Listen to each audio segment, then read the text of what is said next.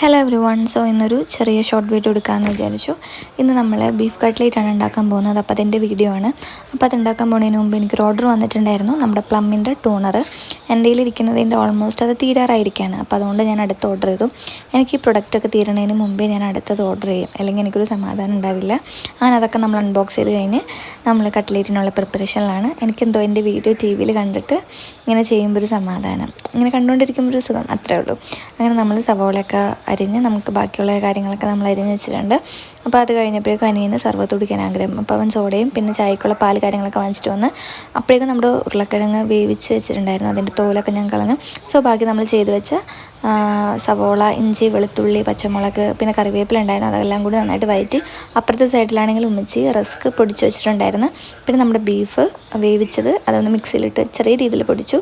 അങ്ങനെ അതെല്ലാം ഉരുളക്കിഴങ്ങെല്ലാം കൂടി മിക്സ് ചെയ്ത് റൗണ്ട് ഷേപ്പിലാക്കിയിട്ടാണ് നമ്മൾ വെച്ചത്. എന്നിട്ട് അത് നമ്മുടെ എഗ് വൈറ്റിലും പിന്നെ നമ്മുടെ റസ്ക് പൊടിച്ചതിൽ മുക്കിയിട്ടാണ് നമ്മൾ പൊരിക്കാൻ വേണ്ടി വെക്കുന്നത്.